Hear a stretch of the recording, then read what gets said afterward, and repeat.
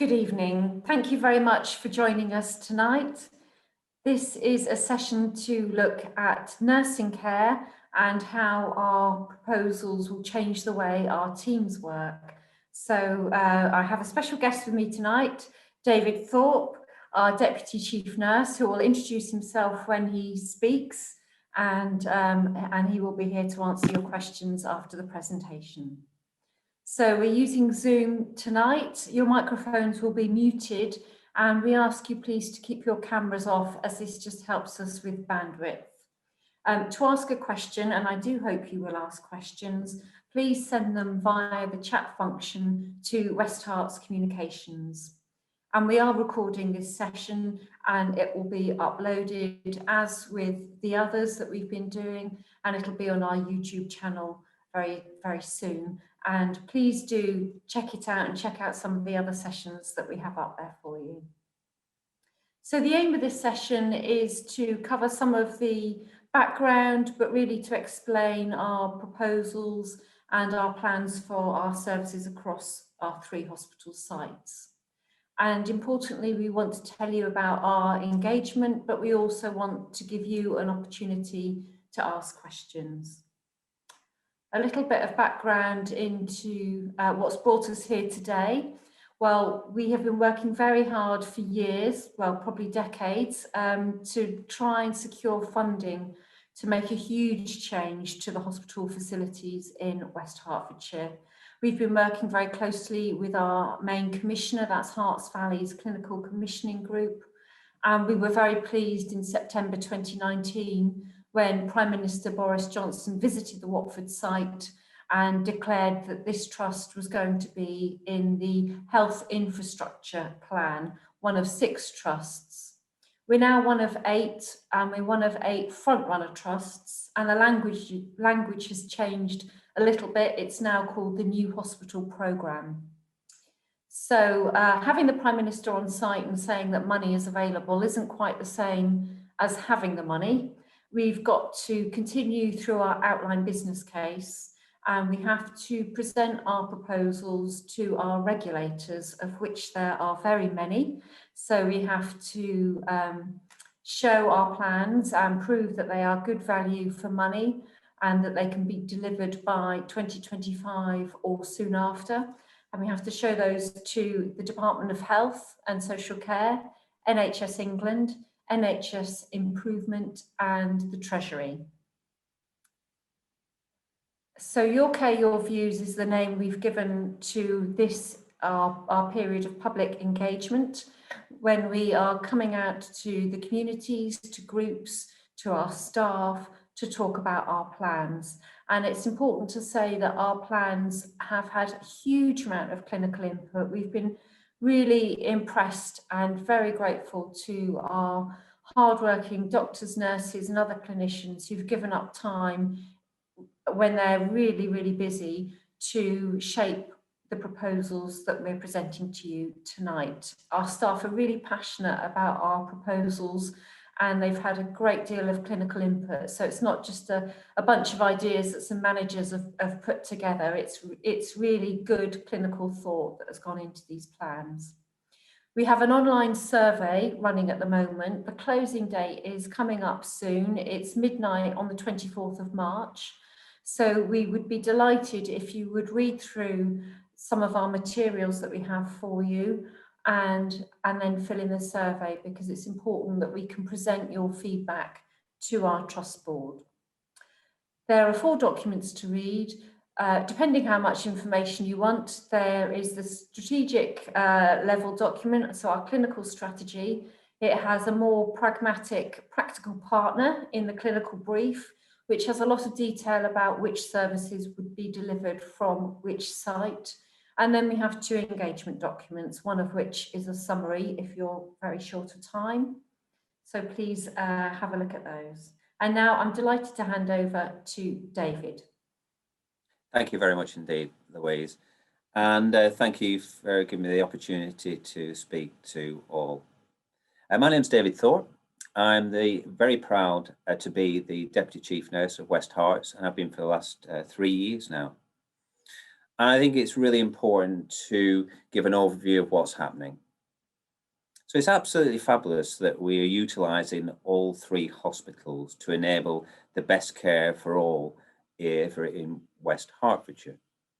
I think it's really important to understand the broad outline, where Watford being our emergency specialist and complex care, St Albans being our planned surgical care, improving our cancer care with being planned cancer care there, and urgent care services. And as you can see, Helen Hempstead being our urgent and planned medical care, long-term conditions. Our current challenges.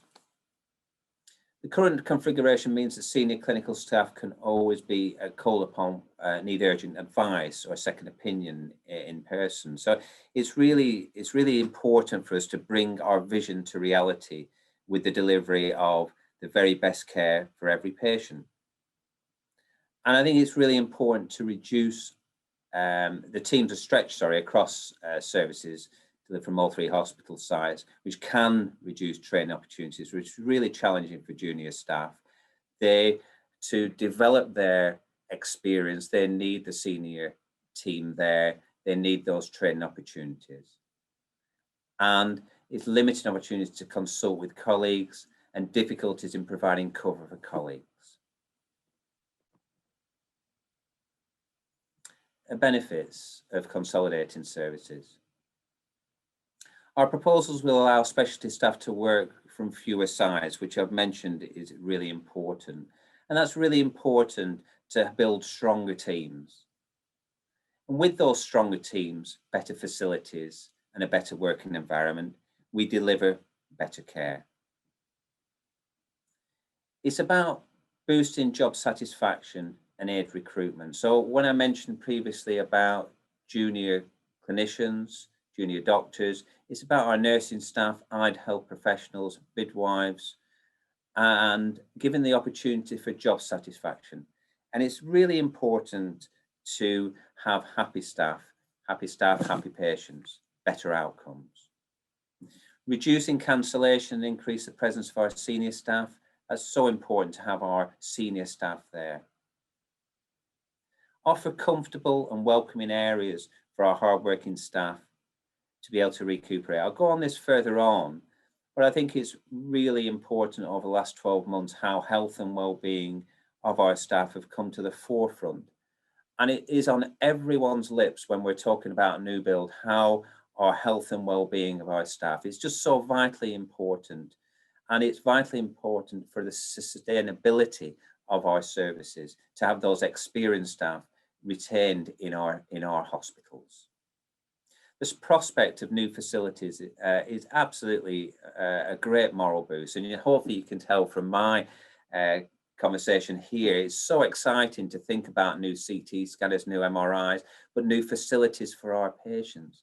To be able to care for patients in an environment that's light and airy and being given time to sit down with patients and discuss in a more private and dignified way. And you'll hear later on about our vision of having a lot of single rooms. So improving that privacy and dignity is vital for the future of our hospital. The prospect of new facilities, thank you very much indeed. Consolidate, not duplicate. Following on really from that last slide, and I think it's really important to have the right place, the right time, the right care every time. It's so vital. It's a simple slogan, but it's absolutely right that we need to have our teams grouped together.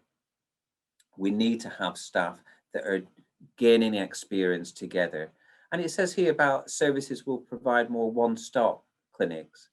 And that's really important for staff experience as well as patient experience. And giving them it's so difficult in a county to come once, twice, three. Having a one-stop is so vital, and we will have those facilities, we will have that technology. And there are considerable benefits in terms of patient experience, which I've mentioned about satisfaction. And we hear time and time again about how many appointments they've got. They've got to come back for this. They've got to come back for diagnostics. They've got to come back for planning. We want a one-stop process. and that's to be encouraged.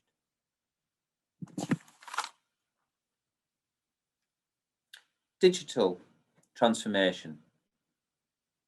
Vital that we maintain and look forward with using technologies. And we significantly increase our efficiency to improve the experience of our patients and staff.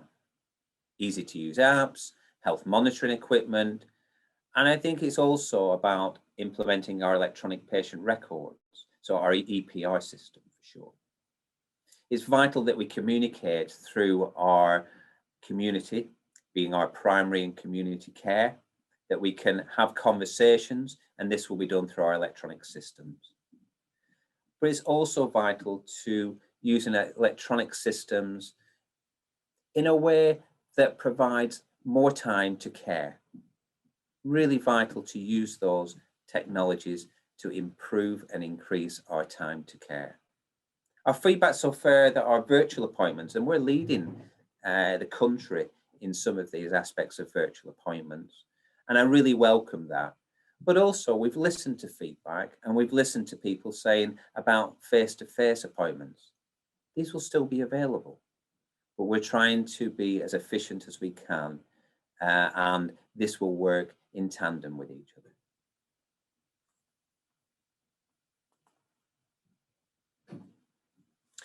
Technology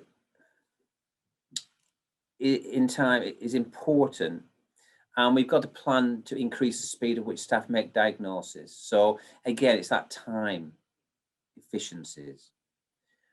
It's so fantastic that we're looking at new rapid diagnostic centres in St Albans and offering MRI and CT scans. Incredibly powerful stuff, absolutely brilliant. At Watford, which will be our emergency care site, we'll be updating our diagnostic services and provide rapid and accurate diagnosis for most unwell patients.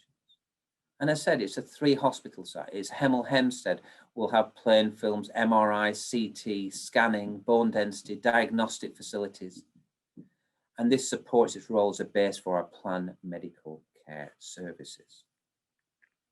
So let's look now at our specific hospitals. And I'll go through Watford first. It's going to be our emergency side. And I think it's really important to add to everyone that having a larger emergency department with assessment areas is vital in the patient flow. That's very a technical term and very professional healthcare term, patient flow. And that was said in my best Lancashire accent as well, patient flow. So hopefully people get that. But it's about how we organise patients' care. And when people come into the emergency department, they go to an assessment areas. They may have the test. They may come back the next day in our ambulatory care. Instead of our traditional way, if you come through ED, you then go to the wards, you get a care, and then you go home 3 or 4 days later. What we're trying to do is what's best for the patient. We've listened to our patients, and it's about assessing our patients correctly, and can we support patients and families in primary care, and using this as a West Heart, so our integrated care program. And it's as a service, using it as a whole. And our patients have got to be appropriately managed. So when people need to come into hospital, they will be admitted. When patients can manage in the community with additional support, maybe that be virtual or supported through their primary care and community care services, that's what we'll do. In Watford, we'll look at high-risk surgery, improving our critical care, fracture clinics, complex diagnostics, multidisciplinary meeting spaces. Vital that our clinicians are brought together to review and debate and discuss. That's both medical, allied health professionals, nursing fraternity, to be able to group together and the patients at the centre of what we're doing and moving that plan of care forward. New specialist service such as inpatient neurology, inpatient chemotherapy, which is really important to listen to our patients, that no longer need to travel outside of West Hertfordshire, but actually managing the patients within the area. And women's and children's services being a part and being close. I know they are close, but it's a separate building, very challenging at this moment in time, but we will have emergency service throughout, and we're having the right people in the right place. So let me introduce Vicky Houston here. Lovely picture of Vicky, our intensive care matron and chair of our staff joint council.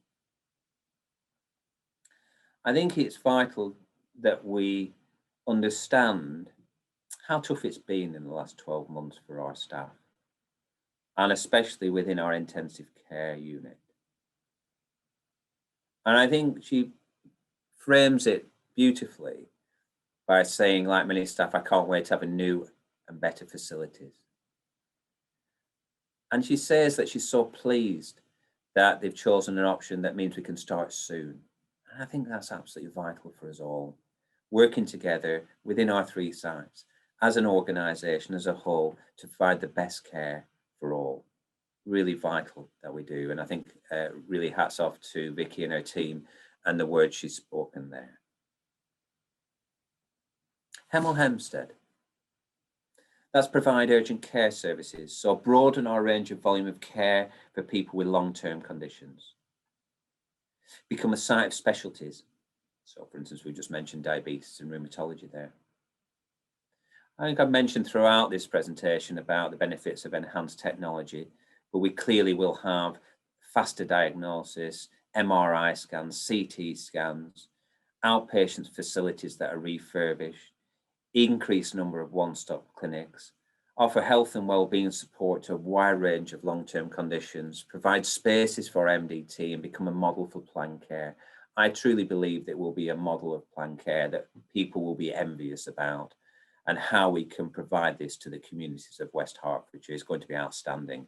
And I've been in the meetings with our consultants, with our allied health professionals, and to see the consultants so excited and driven by this particular service of providing urgent care at Hemel, it is truly inspiring that we can see this, and it's so exciting to be part of it.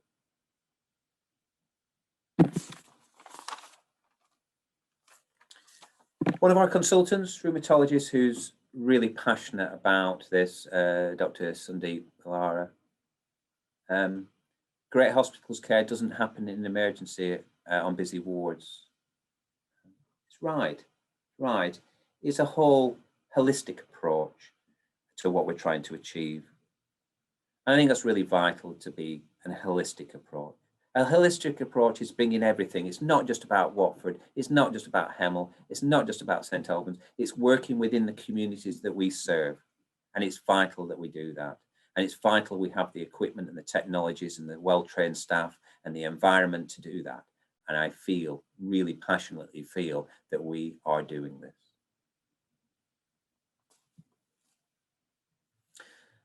Within St Albans Hospital, we're going to broaden its range and the volume of surgery. And I think that's by increasing our facilities, diagnostic capability, we broaden our range of surgery. We've got to increase our surgery, and you'll see later on about blue and green sites. But our green site, our clean site, this is what the surgery site is. And it's about offering, again here, it says here, MRI, CT provision. So these are in every hospital. It'd be fantastic. Become the location for a new endoscopy unit, vital to support our cancer care for diagnostics.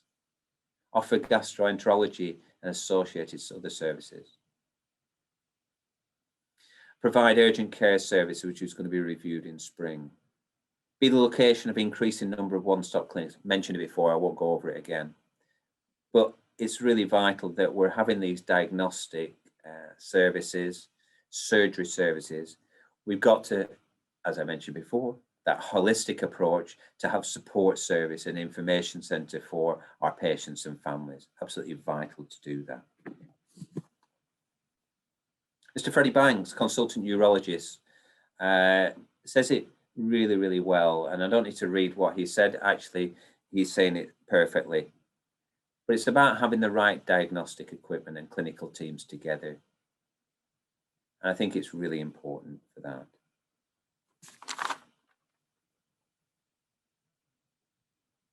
So, further opportunities. Opportunity to think about how our clinical services are organised. Emergency department, emergency assessment service co-located. Women's and children's to be closer to our services.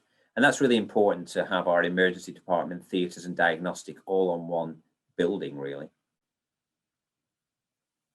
Access to outdoor space. And I think it's not just about outdoor space, it's our space inside as well. Having natural light. Having areas that people, when they're ill, to feel safe. To feel safe by having staff that are compassionate, have got the experience and knowledge to provide the care. To have imaging department that's readily accessible. And planning for our future growth, absolutely important, not just to look a year or two ahead, but our 5-10-year plan, absolutely vital.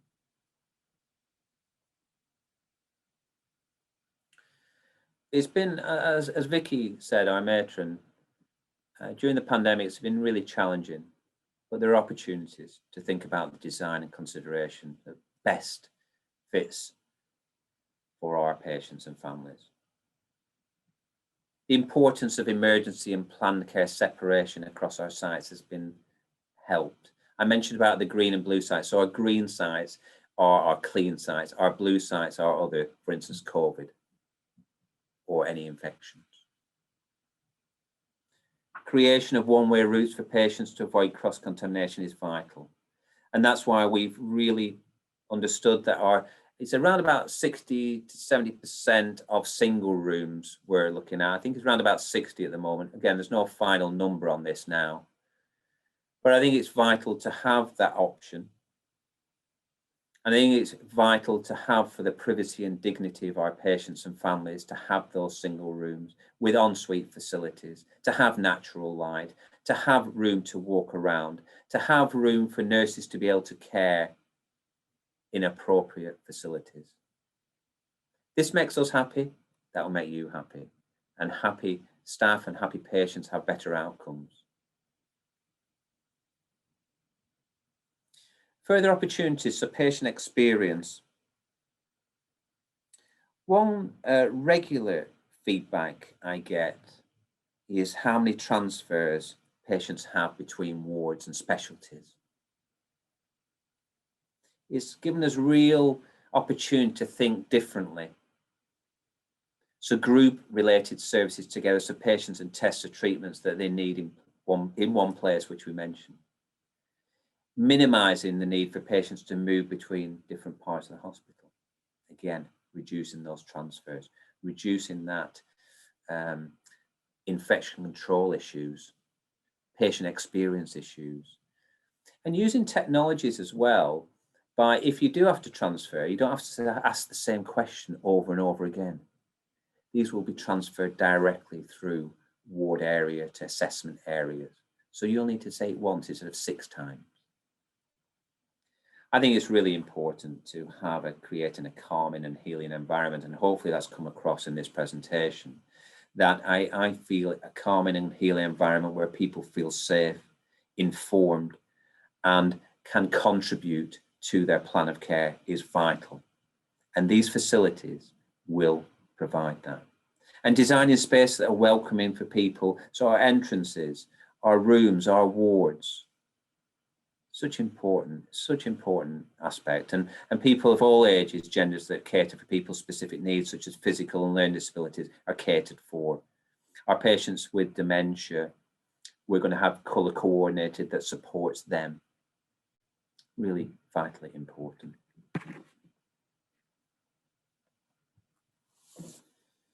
Staff experience. I mentioned a little bit further before, is health and well-being of staff is vital. And having facilities to support training, clinical supervision, shared decision-making councils within wards, how volunteers support us is vital.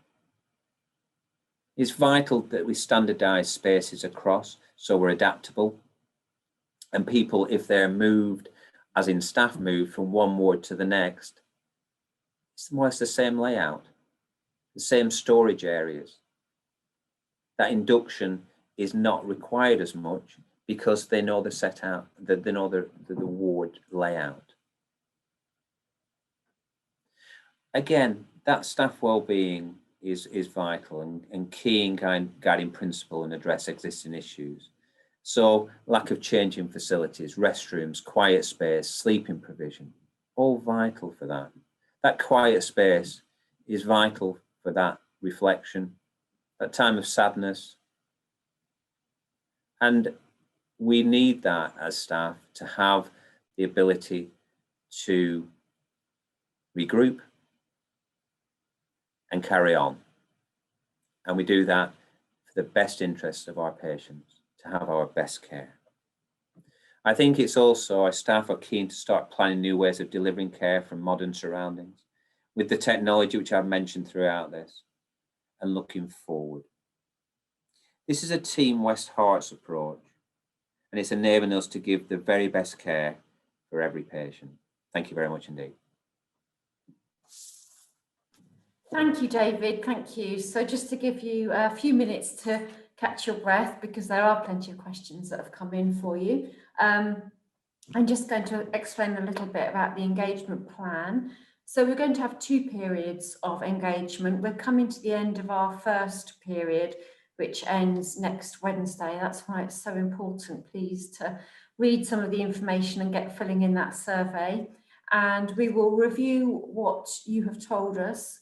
Then in our second period of engagement, if there's anything that we understand where we haven't been clear enough, so if we get lots and lots of questions on the same topic, that will guide us that we need to be clearer, and we will go back out and clarify things and cover any gaps that have become obvious to us. And also we want to do some deeper focus groups with some of our staff as well in the next period of engagement. And then we take all the feedback that we get from both of those periods of engagement, and we will report on that, and our board will consider that in July. So everything that you say, whether it's through the survey or in the chat tonight, so we always save the questions. So if we don't get through all the questions tonight, we do have them all saved, and any that have cropped up or that we think we need to address will be addressed at a later stage. So your feedback, as I said, most of it comes to us via the survey. There is space in the survey to give us your thoughts. It's not all yes, no tick boxes. So there is opportunity for you to express your view, and our survey is managed by a third party. That's just to keep it impartial. You know, we'd like to think we're specialists at providing healthcare, but devising surveys is a different skill altogether. So we've brought in some professional help to assist us with that. And you can get involved by asking us to attend one of your meetings. The way to do that, please, is through the email address, and you can see that the email address is there. So that is the only way, please, to invite us to come to one of the meetings. And we're very happy to do so. In fact, we've got another one at 7. So if we finish just before 7 tonight, that's why, because we're going on to give another presentation to a community group that have asked us to do that. So it's really important, if you are a member of a group or you know people who are, that you get in touch with us via email, because time is ticking. And importantly, if I can encourage you to do the survey, that would be great. Thank you very much. So on to questions, and there's a couple that I'll just pick up quickly now. We will have to be quite brief with our answers. So here's a blast from the past. Will we be moving towards foundation trust status? That is no longer an option for us. It doesn't exist. Trusts aren't working towards foundation trust status any longer, and they haven't been for some time now. That doesn't mean that there aren't goals to achieve. There absolutely are, and we're working really hard on improving our CQC ratings. That's the Care Quality Commission. So that's really our guide on the quality of our services, and we're really pleased that those ratings have increased year on year for the last, probably since 2015, when we were in special measures. We've had good ratings for an increasing number of services. We have no inadequate ratings, but we want to have a good overall rating. And I think it's fair to say that we feel that is, really excellent marker of our care and means more to us than foundation trust status probably ever could. So that's what we're working on. And another question has come in about, will we be a teaching hospital? And we really, really hope so. We are working on an application to become a teaching trust, and we will submit that in the next couple of months. So that's really important to us, because education is a really big part of what we do, as well as a lot of career development. So to have teaching trust or teaching hospital status would be really important to us. And we're feeling quite confident, because feedback that we get from those who undertake education with us is that it's very good. So we have quite high satisfaction rates from students and from those who are already working as healthcare professionals but top up their education. So we're really hopeful of that. I think just to add there, Louise, with that teaching, we are an organisation that does a lot of teaching already. And therefore our medical students, our nursing students, our allied health professionals, our midwives, we've got a plethora of teaching people who are here. So I think it is vital for the people who are on this call to understand that there is a lot of teaching going on already. Yeah, exactly. It's not, so becoming a teaching trust doesn't really mean we're suddenly going to do a lot of new teaching. It is exactly as David says, we already do a lot, but we'd kind of like to be recognised for the amount of education that we provide. Another question, and then we'll get to some more of the nursing questions, is about housing. Will housing be provided to support recruitment? It's not quite needed in the same way that perhaps it once was. A lot of our nursing staff and others live together in the local area, so a lot of staff live around Watford, which is the largest hospital by far out of the three, and people don't always want to live in that nursing accommodation anymore. A lot of trusts that have had that accommodation no longer use it because the demand isn't there. At Watford and also in Hemel and St Albans, there are new housing developments that have schemes that make it a bit easier to get onto the housing ladder, and all of those, the two towns and the city of St Albans also have accommodation that people can use, can find on house shares, which is very common. David, is that a fair reflection that people coming into nursing careers don't necessarily want those sort of nursing accommodation blocks in the way that they used to? I think you're right. A lot of our courses are developed through the university, and a lot of people will stay within the university campuses for their training.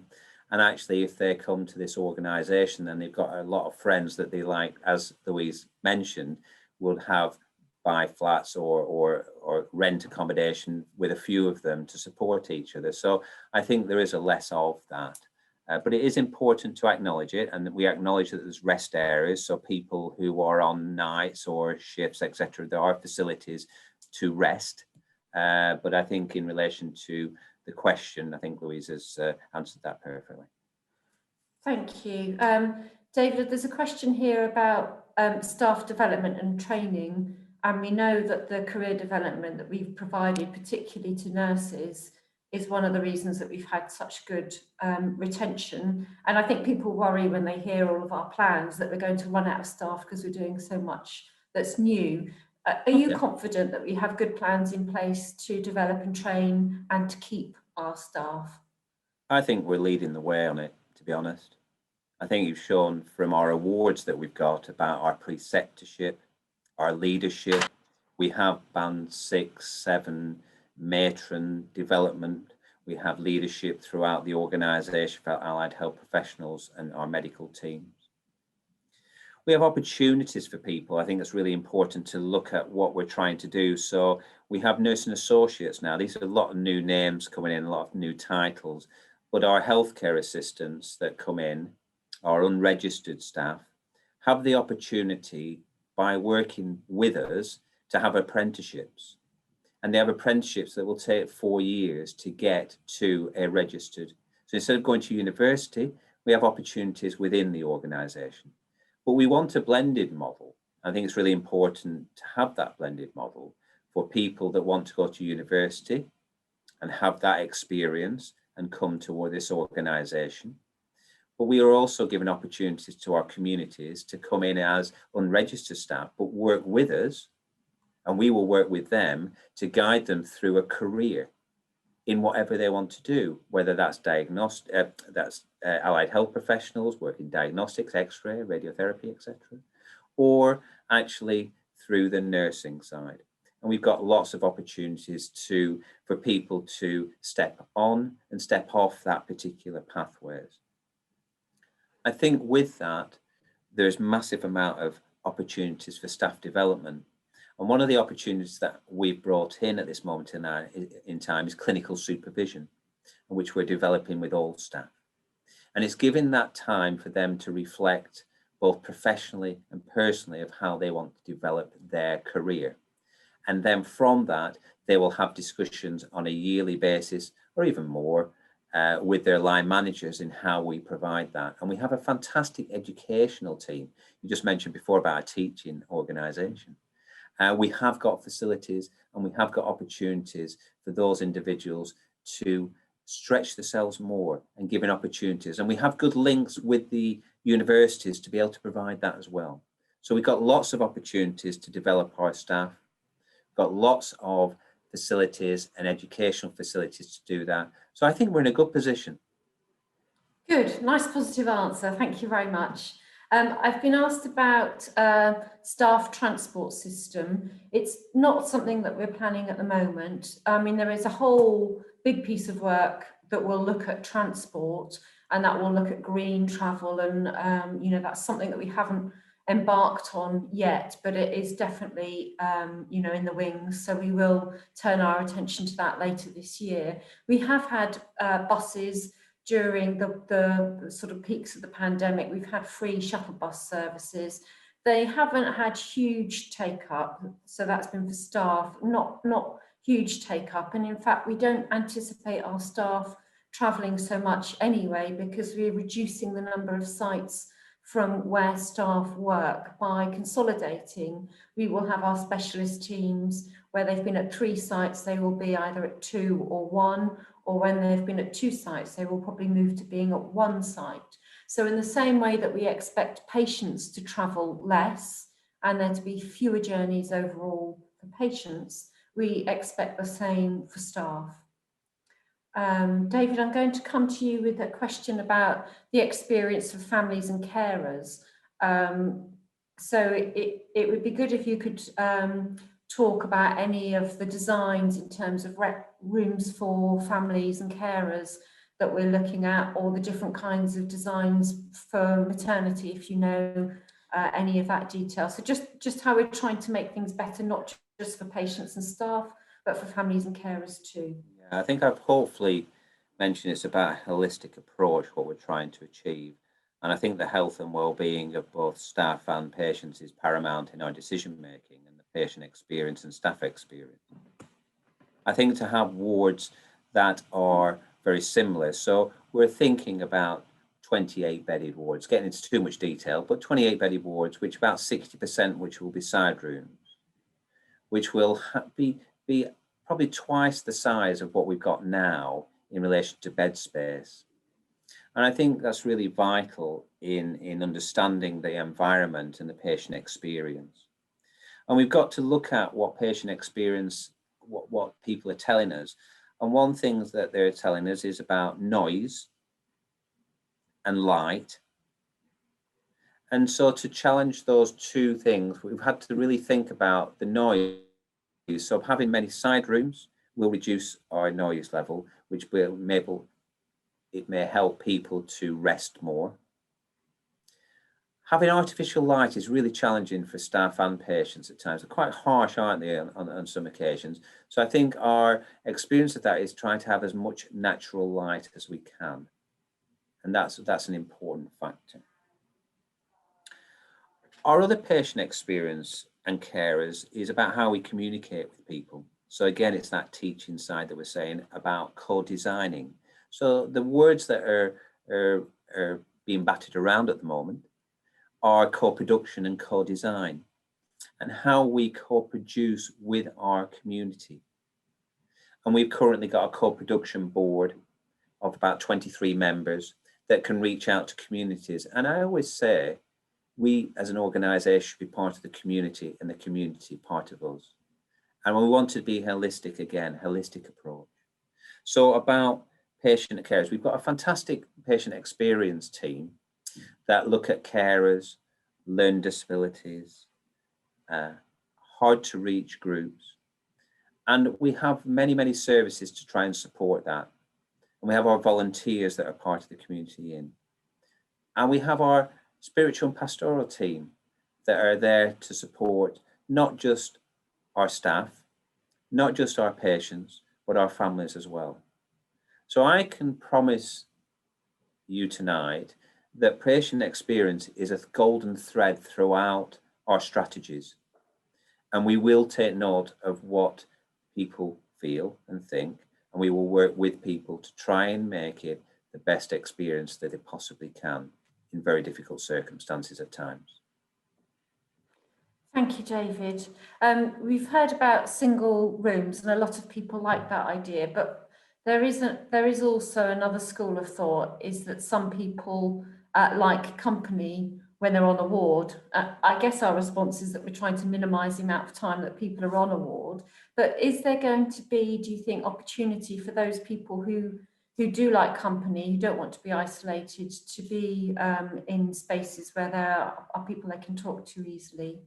I think you're absolutely right. And that's been one of my concerns for a long time as a senior nurse, about talking to patients with social isolation. So they're isolated at home, they come into hospital, they're isolated, and they go back and they're isolated. And that's not helpful for their health in most cases. What we've said is we'll probably have about 60% side rooms, and we will have a couple of bays, as we call them, which will be 4-bedded bays, we're thinking. And we're looking at the designs and understanding that that will be that community sort of spirit. We've also got to think about how we can look at meal times and how that interaction socially. So there may be some of our areas that have communal kind of areas where people sit and have meals, so there's social interaction there.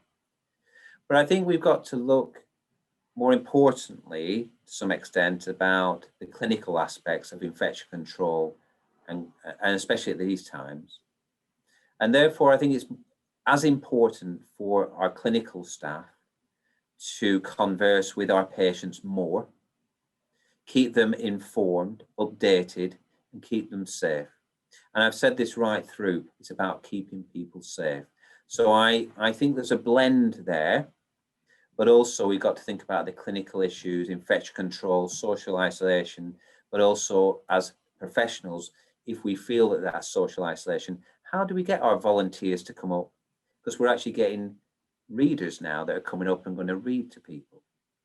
Or how do our volunteers sit with our patients and interact? So I think, as I mentioned before about the community spirit and Team West Hearts, I do think if there is social isolation, I think we can manage it by utilising other means as well as looking at the old way of communal.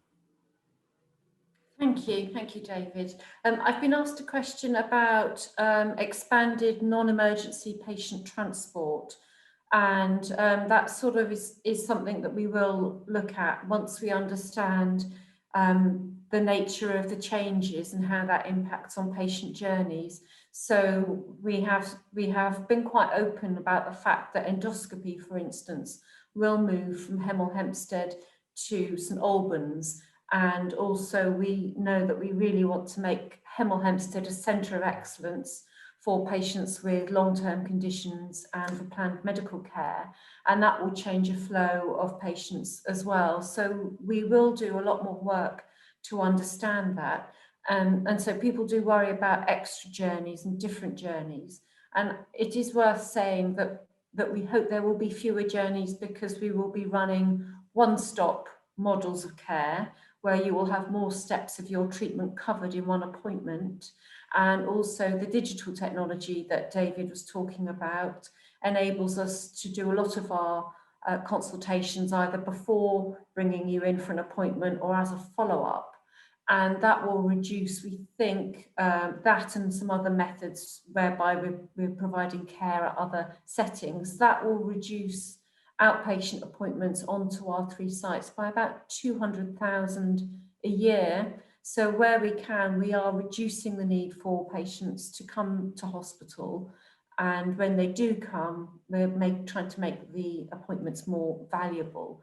But we will look at patient transport. We do have volunteer driver schemes, reimbursement already, but we will look in more detail, and we will be working with public transport providers as well and the local authorities. So we don't have all those plans for you at the moment because we need to get further on in the process to get a sign off for our outline business case, to know exactly what we're building and where, and then we can begin to plan transport around it. So yes, that is definitely something that we will be looking at.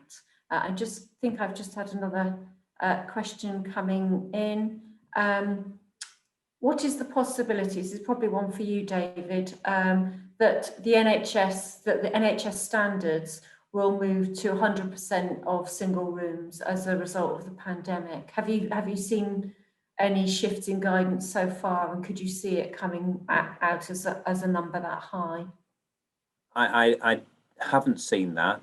Of course, I think it's that continued professional discussion.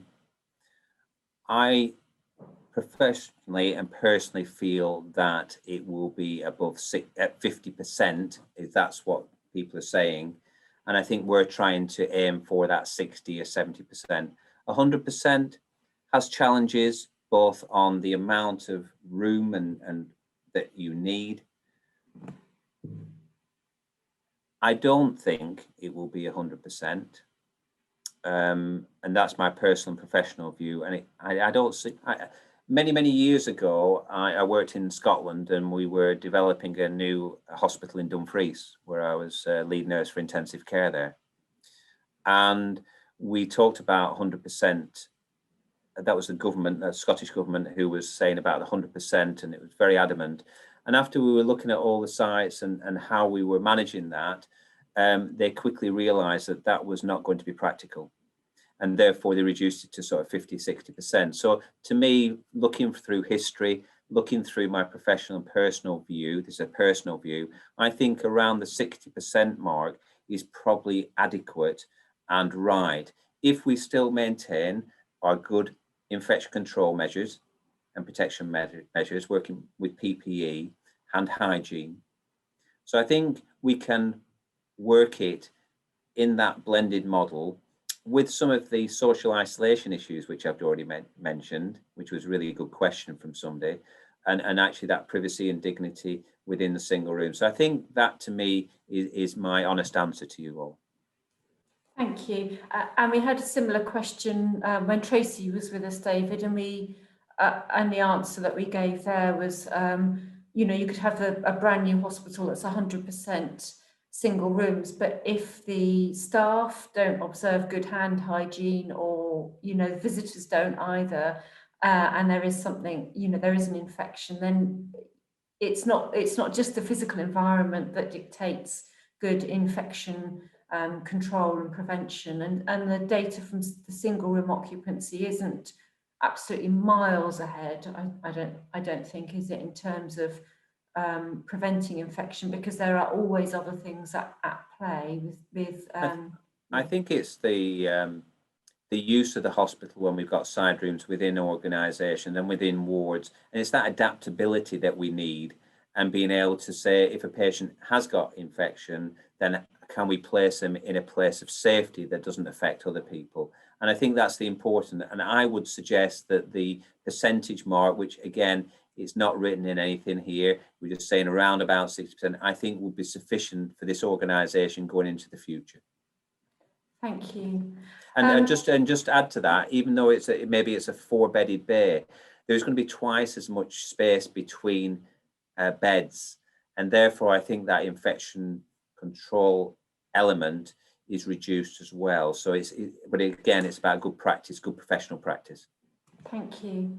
David, we talked about one-stop clinics, but we didn't, and we talked a little bit about emergency, how care will change there. I've been asked a question about how will staff move to provide care around the patient rather than the patient moving.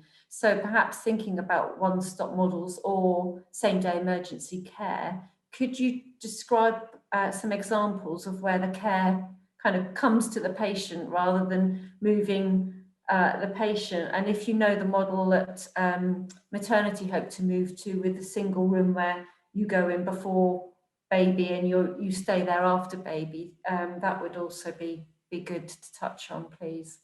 Yeah, again, I think I'd have to look at the one-stop model is something that I'd have to look into a little bit more. So I can't give a definitive answer, so apologies for that. But I think that one-stop model is to have the diagnostics at the same time. And then at the same time, instead of going back home and then coming for another clinic, you would have that clinic at the same time and be able, so some of the gastro issues, some of the cancer pathways will have one stop. So you have the diagnostics that going to be that quick that a consultant will be able to look at it, and then you'll be able to plan the care. So that's what we mean about one stop, instead of having 2 or 3 journeys to be able to do that. That's the essence of one stop. And I think that's probably as much as I in brief, are aware of. Sorry for my concise answer there. That's all right.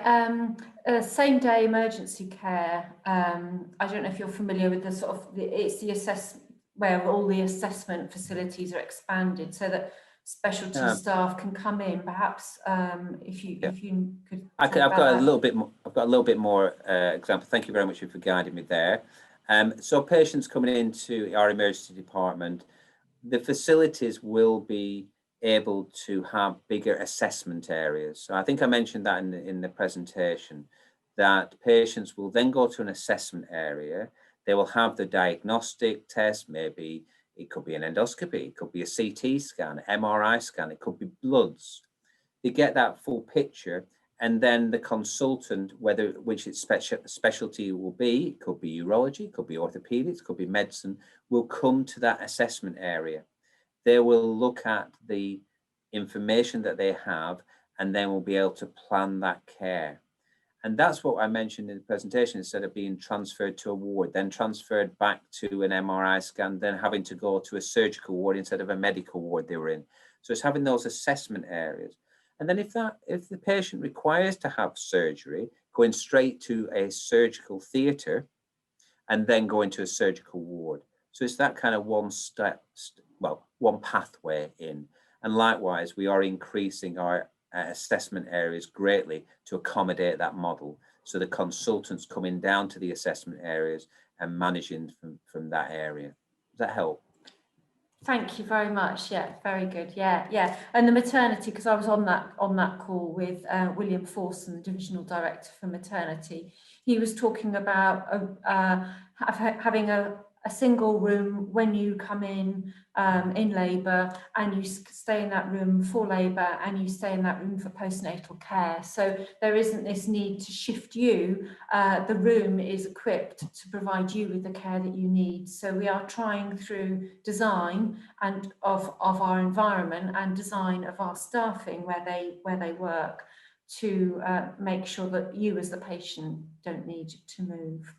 So I have a really good question to end on, and that is, please can you tell us more how the views of all staff have been gathered? So we have a survey that's running at the moment, and it closes, as you can see, midnight on the 24th of March, and it is the same survey that our staff are filling in. So what we will be able to do is just pull out where there is a difference in staff views, and there certainly was in the last survey that we did. So it's always quite interesting for us to find out what the views are of the people that are in the services and delivering the services, because there was a lot stronger support for our 3-site model from our staff than there was for public members who are not NHS staff. So I don't know really what the results will be this time around. Our staff are pretty busy. We don't know quite how many will get to do the survey, but it is exactly the same survey that we asked them to do, and then they indicate whether they're staff or not. So we're able to pull out what they say, and also what people from different geographical areas say, and demographics. So we will be able to cut the data in a number of ways, and all of that will be in a feedback report that will be in the public domain. So that's when we will make that information available at the same time as we make information available about what everyone else has told us through the survey. So I don't think I have any more questions coming in. So that leaves me with the responsibility to thank David. It's a pleasure, actually, not a responsibility. So thank you for being with us. And it's been a pleasure. Thank you very much indeed. Thank you to all of you for giving up your hour this evening. Please do join us for the remaining sessions, and also just do take care of yourselves. Thank you very much. Bye-bye.